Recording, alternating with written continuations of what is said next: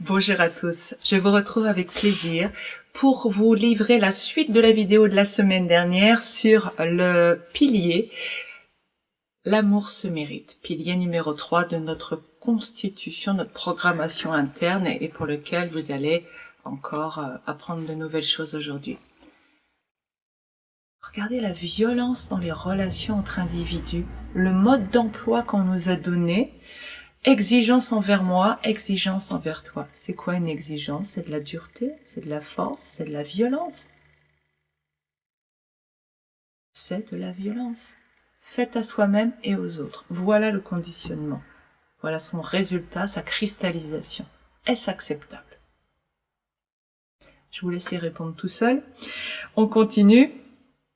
Donc nous avons un mode d'emploi pour l'amour. Je vous renvoie à cette vidéo. La notion de... Ah oui, pardon, j'oublie un point oh là là, fondamental, qui est que quand on a un mode d'emploi sur comment c'est les échanges, qu'est-ce qu'il nous dit aussi ce mode d'emploi? Il nous dit aussi que faire ton bonheur ici sans plus te préoccuper de l'autre, c'est inacceptable. Ah non, c'est inacceptable. On appelle cela de l'égoïsme. Et dans notre système de valeurs, blanc, noir, sans aucune nuance, se faire du bien, c'est mal, c'est égoïste. Mais ça veut dire quoi en fait? Ça veut dire que dans notre conditionnement, les autres doivent passer avant nous. Et ça, vous le connaissez bien, ce concept. S'aimer soi, prendre soin de soi, c'est mal, c'est égoïste. Je fais un raccourci, c'est mal, c'est-à-dire c'est égoïste, donc c'est mal.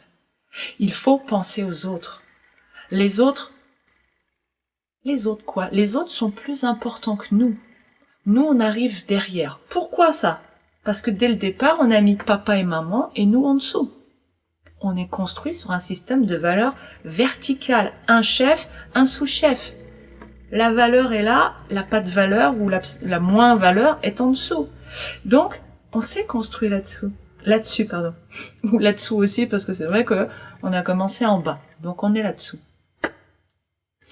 Donc, comment dans la réalité, je peux dire que faire du bien à quelqu'un, c'est mal? Je ne parle pas de votre conditionnement. Là, je voudrais parler à votre cœur, là. Faire du bien à quelqu'un, être bon envers quelqu'un, lui donner ce dont il a besoin, être dans l'amour. Ça vous fait mal ici, ça, quand je vous parle? Ou est-ce que vous sentez de la joie, de l'empathie, de la beauté là-dedans? Voyez-vous de la beauté? N'oubliez pas que les hautes fréquences, c'est beauté, joie et amour. Ça, c'est haute fréquence. Violence, peur, souffrance, ce sont les basses fréquences. Et vous remarquez que pour l'instant, tout ce qu'on évoque sur les résultats dans la réalité de votre conditionnement, on est dans les basses fréquences. Pourquoi je vous dis, est-ce que vous voyez l'amour dans le fait d'être dans la bonté, la joie avec quelqu'un, d'en prendre soin? Vous sentez, là, on est dans le cœur, ouais. Sauf que si cette personne, hop, c'est vous, c'est mal. Mais d'où ça sort? À droite, c'est bien, mais la même chose à gauche, non, c'est mal. Quelle est cette réalité? C'est toujours la joie et de l'amour. Qu'est-ce que ça veut dire? D'où ça vient cette histoire? Ça vient du fait que, une fois qu'on a coupé la connexion à son amour inconditionnel, on est en train de mourir de manque d'énergie d'amour. On est en train, d'ailleurs, les enfants, quand ils ne reçoivent pas d'amour, ils meurent, ils ne se développent pas. Ils finissent par mourir. Nous avons besoin de cette énergie d'amour avant tout le reste. Donc nous sommes en train de mourir. Petit, on nous apprend à mourir, à se suicider. À se suicider, et comme personne ne veut mourir, on se raccroche à l'amour que peuvent nous donner nos parents, mais cet amour qui est tellement insuffisant. D'où cette sensation de manque, d'isolement, cette coupure envers notre source nous met dans une sensation d'isolement et de manque à la base. D'où la sensation de plénitude et de complétude quand nous retrouvons cette connexion. Tout est là, hein. Nous n'avons besoin de rien d'autre que de cette connexion. Mais notre conditionnement nous en prive. Ouais, je me répète parce que vraiment c'est important que vous compreniez que tout est déjà là. Nous n'avons besoin de rien. Tout est là. Mais à l'heure actuelle, nous en sommes privés et toutes ces vidéos ont pour objectif de nous ramener à notre état naturel. Nous avons donc un système qui met en place l'idée que être en connexion avec mon amour inconditionnel n'est pas normal. Je me retrouve avec souffrance, je meurs littéralement de faim et je vais donc récupérer de l'énergie. Soit on me la donne, soit je la prends. Et là, vous avez tout le système de fonctionnement énergétique, toutes ces luttes de ou toi ou moi, je te prends l'énergie ou tu me prends l'énergie, tous ces combats incessants que nous menons dans notre vie parce qu'on est en mode survie, tout simplement. Si on est parfaitement nourri, on n'est pas dans la survie, on n'a pas envie de battre l'autre, on n'a pas envie d'être le chef, on n'a pas tout ce système. Donc en clair, si on pouvait enfin sortir de ce système de conditionnement sans le transmettre à nos enfants, on arriverait littéralement à créer le paradis sur terre. Chacun serait nourri.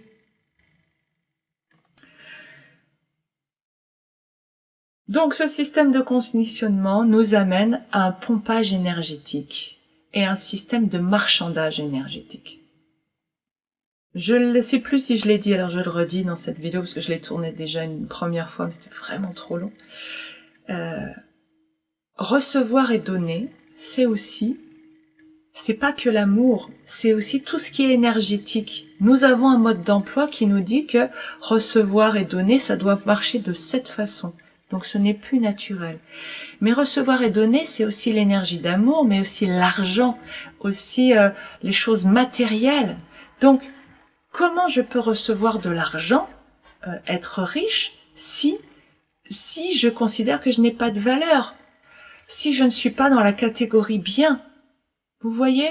Et la nourriture et toute ma relation au monde extérieur est contrariée par ce conditionnement de l'amour se mérite. Il y a une façon de faire et pas autrement. Cette façon de faire et pas autrement, elle nous emmène dans l'incapacité de rayonner qui nous sommes profondément. Toute la beauté de notre être est déjà en nous à la base. La beauté, c'est pas d'être tous blancs. Non. Toutes les couleurs sont représentées. Je vous en reparlerai plus tard de ça. Mais toutes les couleurs sont représentées. Et nous sommes là pour incarner une couleur. Si j'étais une couleur, je serais le parme. Le parme, c'est ni bien ni mal. L'indigo, c'est ni bien ni mal. Le noir, c'est ni bien ni mal. Le noir me permet de voir le blanc avec plus d'acuité. Toutes les couleurs existent, tous les talents existent, vous vous rendez bien compte, si tout le monde avait le même talent, qui ferait boueur? Si tout le monde avait le même talent, qui construirait des choses minutieuses dans les horlogeries?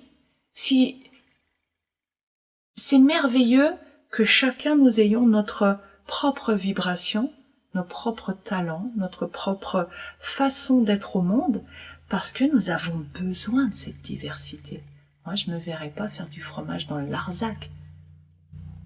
Il y a des gens pour qui c'est juste. Nous avons besoin d'être chacun différent, sinon le monde ne fonctionnerait pas. Les cellules,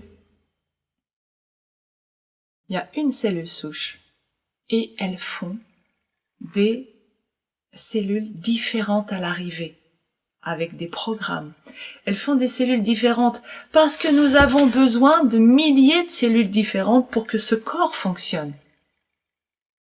Chacune a sa place, chacune a son rôle. Imaginez votre cellule du foie qui dit « Ah non, moi je suis qu'une cellule du foie, je suis trop nulle, je vais être une cellule de la main. » Ouais. Bon, nous ne serions qu'une main, mais une main, ça ne vit pas tout seul. D'où l'interconnexion, d'où la complémentarité, d'où le besoin de différence. C'est vital. Or, notre mode d'emploi nous amène vers un modèle unique. Ça n'a aucun sens. Aucun sens. C'est au contraire de la vie. La vie, c'est la multiplicité. J'ai peut-être mis un truc en trop. La multiplicité, c'est l'expansion, c'est plein de choses qui grouillent. C'est ça la vie. Un modèle unique, un seul truc, c'est la mort. Je vous laisse réfléchir à ça. Je vais terminer par deux notions, mais c'est très long parce qu'il y a tellement de choses autour de ce pilier-là. Recevoir ce mérite. Il y a donc une notion d'exigence, il y a une notion d'effort, c'est normal, ça devient normal de faire ce qu'il y a à faire. Ça va nous amener sur le pilier de la semaine prochaine, sur la notion que la souffrance est acceptable. Bah oui, il faut faire des efforts, c'est normal. Et ça complète bien dans l'idée de on va bien avoir une vie de galère et s'éloigner des hautes vibrations. Je vous en parle la semaine prochaine, mais je voulais le poser là. Dernier point, l'amour se mérite aussi. Alors, l'amour de soi se mérite aussi. Je ne peux plus m'aimer moi-même naturellement, donc être connecté à ma source. Il va falloir que j'acquière de la valeur, c'est-à-dire une autorisation. Comment je fais pour obtenir mon autorisation de m'aimer, d'ouvrir mon chakra du cœur? J'ai deux possibilités. Soit je me dis c'est bien, soit une autorité extérieure me dit c'est bien.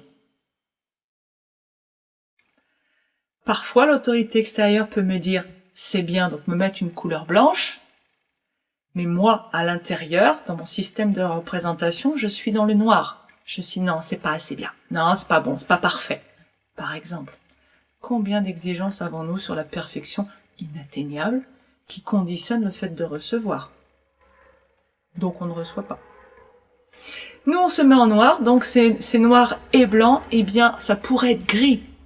Mais non, nous avons un système binaire à l'intérieur, un programme, c'est soit l'un, soit l'autre.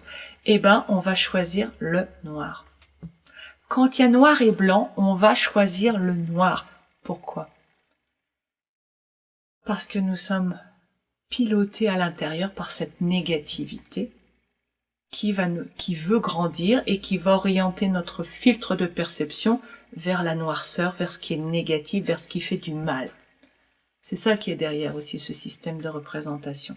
Mais je ne veux pas m'étendre trop pour ceux qui sont là que pour l'aspect psychologique. Ok. Donc, je peux, à l'exemple inverse, me trouver one again. Oh, je suis trop content, j'ai réussi à faire ça. Et si quelqu'un extérieur, une autorité. L'autorité, ça peut être simplement tout ce qui est extérieur. Si on se sent sans valeur à l'intérieur, tout le monde extérieur aura autorité sur nous. Nous prendrons tout ce qui est extérieur comme référence. C'est terrible, hein? Nous avons perdu toute confiance dès l'enfance en nous, suivant l'éducation et les parents que nous avons eus, et la société, l'environnement. Et à ce moment-là, il n'y a plus de jugement intérieur. Ou alors, il n'y a plus qu'un grand noir intérieur. Ça, c'est souvent le cas. Je suis nulle, je vaux rien, j'ai pas confiance en moi. Ok. Bon. Mais on a donc l'exemple inverse. Là, c'était blanc à l'extérieur, noir à l'intérieur. Et j'ai l'inverse. Blanc à l'intérieur, je trouve que c'est trop génial. Mais si l'autorité extérieure, ma femme, ma mère, mon beau-père me dit « Oh ben non, non, arrête, c'est n'importe quoi, ce que t'as fait, c'est pas du boulot. » Qu'est-ce que je vais garder? 99% des cas, je vais garder l'opinion négative.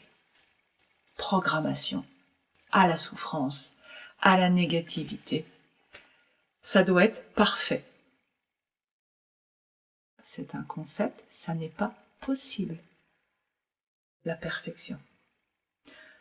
Ok, est-ce que j'ai tout dit? Je vais juste clarifier cette notion du circuit de dérivation, dont j'ai déjà parlé dans des vidéos. C'est cette idée que si je ne peux pas avoir l'autorisation à l'intérieur, je vais passer par le circuit extérieur, par l'autorité extérieure. Et que donc, c'est ce que mettent en place les parents tout de suite. il faut écouter papa, maman, donc hop, je peux plus faire confiance, mon jugement, je peux plus passer par l'instinct, par en fait le transfert d'informations de ma source à moi, mon intuition, ce qu'on appelle autrement mon intuition. Je vais donc passer par l'extérieur. Et c'est l'extérieur qui va me dire, oui, tu peux ouvrir ton cœur. Donc au lieu d'avoir un cœur tout le temps ouvert à moi-même, à ma source, je vais par moment pouvoir faire une petite de cet amour inconditionnel et qui va me faire tellement de bien. Mais en passant par cette autorisation extérieure à moi. Vous voyez, pour conclure tout ça, à quel point là-dedans, on est en train d'étouffer, de manquer d'énergie, on est en train d'être dur envers soi, on va dans la violence envers soi et envers les autres parce que les exigences qu'on a là, on les a là aussi. On met les mêmes exigences envers ses enfants qu'envers soi, envers son conjoint qu'envers soi. On s'interdit la joie, les choses spontanées et la guidance ici. On va passer par l'extérieur, par un GPS qui n'est pas juste parce que par essence, je suis Parme, donc je sais ce qui est bon pour le Parme. Comment quelqu'un qui est orange pourrait savoir ce que c'est, ce qui est juste pour le Parme?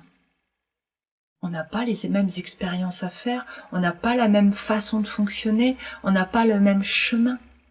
Donc en tant que parent, quand je dis à mon enfant, il faut que tu fasses telle et telle chose parce que c'est bon pour toi, cette voie, comment je peux le savoir? J'en sais rien. Ok, je vais m'arrêter là. Ça pourrait, il y aurait encore des choses pour grossir le dossier de ce troisième pilier, l'amour se mérite. L'idée maîtresse, c'est que vous voyez que quand j'ai cette croyance, l'amour se mérite, tout le concept, tout ce qui va avec cette croyance m'emmène vers la souffrance et vers beaucoup de violence dans les relations. N'hésitez pas, si vous avez des partages d'expériences, de vécu, des questions sur des points de détail, n'hésitez pas surtout à le partager pour chacun, que ça puisse être utile à chacun. N'oubliez pas que vous n'êtes pas un point isolé, vous faites partie d'une communauté d'âmes, et ce qui sert à l'un servira à l'autre. Donc, c'est pour ça aussi que je partage ces vidéos. Je suis pas une référence, je suis un petit point comme vous, qui fait son chemin, qui essaie et qui est en train de vous partager ses petites expériences. Bon bah voilà, j'en suis là, j'ai fait des erreurs, j'en referai d'autres, ça s'affine, et c'est ok. C'est ok.